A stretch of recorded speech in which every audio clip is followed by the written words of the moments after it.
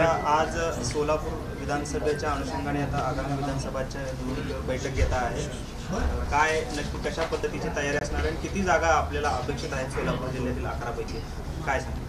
पहिली गोष्ट, हा दौरा काही राजकीय हेतून नाही, हा दौरा संघटनात्मक दृष्टीनं दौरा आहे. कारण याच्यात विधानसभा, लोकसभा किंवा निवडणुका याविषयीची कोणतीच चर्चा नाही.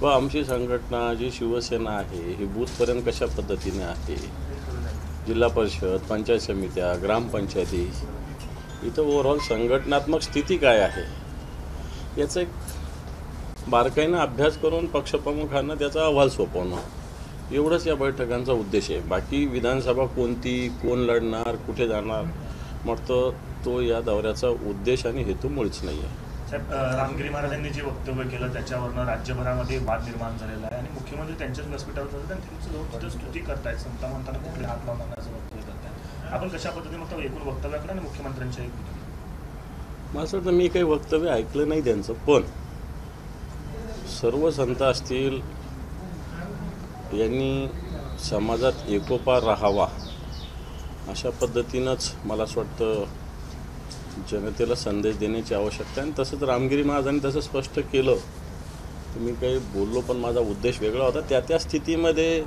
धार्मिक स्थिती काय होती त्यावेळेस, सामाजिक स्थिती काय होती, ह्या सगळ्या धर्माच्या इतिहासात अशा स्थिती येऊन गेलेल्या आहेत. आणि म्हणून मला असं वाटतं सगळ्याच संतांनी आणि आपणसुद्धा सगळ्यांनी या सगळ्या विषयामध्ये सगळे जाती धर्म जुन्या आता उखाळ करण्यात कोणताही अर्थ नाही आहे. एकोप्याने राहण्याची आवश्यकता असं एवढंच वाटतं मला. पण कुठेतरी हे राजकीय ह्याला रंग दिला जातो का आगामी विधानसभेच्या पार्श्वभूमीवरती? मला असं वाटतं तसा रंग देण्याचा प्रयत्न होतोय. कारण निवडणुका ज्यावेळेस विकासाच्या मुद्द्यावर अनेक खोटी आश्वासनं, नुसत्या निधी, एकनाथ शिंदे जे मुख्यमंत्री हे पैसे दिले तर मतं मिळतात अशा विचाराचे आहेत. आणि त्याच्यामुळे याला ही निधी, याला ही योजना, त्याला ही योजना, परंतु मला वाटतं जनतेला एक शाश्वत विकासाची आवश्यकता असते. तो विकास आज महाराष्ट्रात नाही. आज महाराष्ट्राच्या डोक्यावर 7,88,000 कोटीचं कर्ज आहे.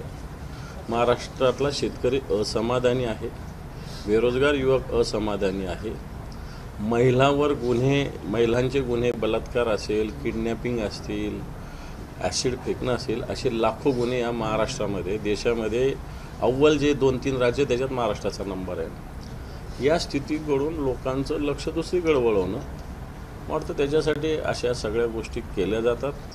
धार्मिक उन्माद, आता हिंदू आक्रोश राज्य देशामध्ये सो कॉल्ड म्हणता येईल की नरेंद्र मोदींचं आहे, म्हणजे हिंदुत्ववाद्यांचं आहे.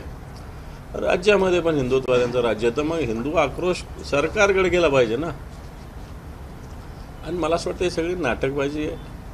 एक धर्माच्या नावावर मतविभागणीचा प्रकार आहे, परंतु लोकसभेत जसं उत्तर जनतेने दिलेलं आहे तसंच उत्तर विधानसभेत या सरकारला मिळाल्याशिवाय राहणार नाही. नाशिकला काल दंगल झाल्याचं पाहायला मिळालं, दगडफेक झाली, तुफान, हिंदू जन आक्रोश मोर्चाच्या दरम्यानच ही दगडफेक झाली.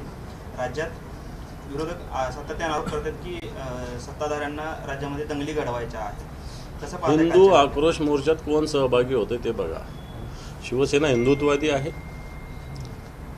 शिवसेना हिंदुत्व कोणी शिकवण्याची गरज नाही. काल उद्धवजी सुद्धा बोललेले आहेत. मग हिंदूंनी आक्रोश कुठं करायचा? सरकार हिंदुत्ववाद्यांचं आहे ना, महाराष्ट्रात आहे, या देशात आहे ना. मग काय करायचं ते सरकारने करावं. पण तो सरकार पुरस्कृतच दंगली होतात, कारण सरकारला आता स्वतःच्या कामावर विश्वास राहिलेला नाही. दंगली करून मी सांगितलं डिव्हायडेशन करायचं, मतविभागणी करायची, हिंदू मुसलमान करायचं आणि आपल्या पोळ्या शेकवायच्या. परंतु मला त्याच्यात हिंदूंनी सावध राहिलं पाहिजे आणि मुस्लिमांनी सावध राहिलं पाहिजे. प्रियाताईंनी काल एक असा व्हॉट्सअपला मेसेज ठेवत आरोप केलेला आहे की काही महिलांना मेसेजेस आलेत की जर का तुम्ही पुण्यातील कार्यक्रमाला आले नाहीत तर मात्र तुमचा निधी रद्द होईल किंवा तुमचा फॉर्म जो आहे तो रद्द होईल, असा आरोप सुप्रिया सुळेंनी केलेला आहे. सगळीकडेच आहे, फक्त पुण्यात नाही आहे, महाराष्ट्रात आहे. सरकार पुरस्कृत जाहिरातबाजी करून महिलांना एकत्रित केलं जातं आहे. सत्ताधारी लोक सांगतात आमच्या ऑफिसमध्ये नाही भरला, आमच्या कार्यक्रमाने आलं तर तुमचं मंजूर होणार नाही. मग वाटतं लाडक्या बहिणींना अशा पद्धतीनं धमक्या देऊन, प्रलोभन दाखवून हे सरकार, बहीण लाडकी असती तर मला असं वाटतं तिच्या डायरेक्ट पाठवायचं, तिला बोलवायचं कशाला इथं या पैसे याला काय भीक देतोय का आपण? लाडक्या बहिणीला काय आपण भीक देतो का? लाडक्या बहिणीला ज्या पद्धतीने आपण मदत करतो तर मला वाटत नाही त्याची शोबाजी करण्याची आवश्यकता आहे. साहेब, यवतमाळमध्ये एका युवकाच्या अकाउंटवर लाडक्या बहिणीचे पैसे जमा झालेले आहेत. अजून याच्यातले बरेच किस्से बाहेर येतील. तो तर म्हणतोय की मी तर फॉर्मच नाही भरला आणि मला पैसे कसे काय आले? काय टेक्निकल चूक असू शकते की काय? मला नाही माहिती. राज्यात माडच्या डॉक्टरांचा संप सुरू आहे, कारण मागच्या 2-3 दिवसापासून सगळे डॉक्टर संतप्त आहेत.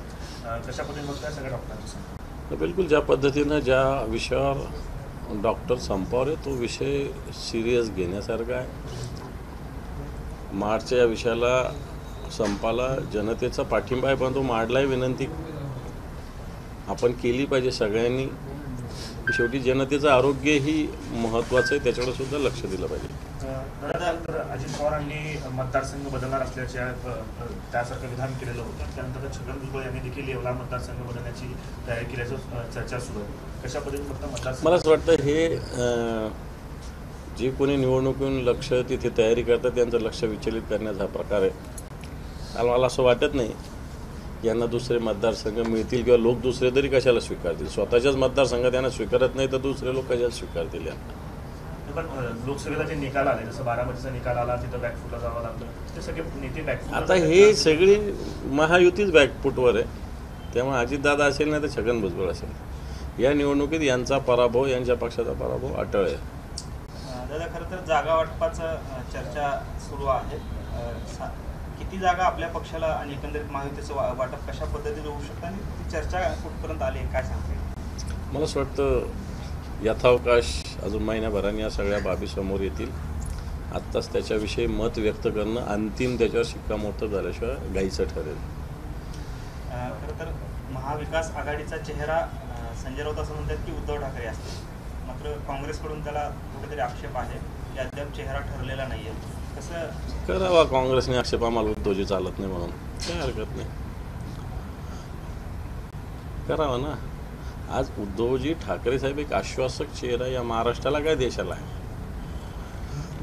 उद्धवजी ठाकरेंच्या मागे जे जनमत आहे, उद्धवजींच्या सभा बघा. काँग्रेसलाही सगळ्या ठिकाणी उद्धवजींना बोलवावं लागलं. इथं सोलापूरलाही बोलवावं लागलं काँग्रेसला, बारामतीला बोलवावं लागलं काँग्रेसला, धुळ्यालाही बोलवावं लागलं काँग्रेसला उद्धवजींना, अमरावतीलाही बोलवावं लागलं, वर्ध्यालाही बोलवावं लागलं. ही उद्धवजींची शक्ती आहे, उद्धवजींची ताकद आहे.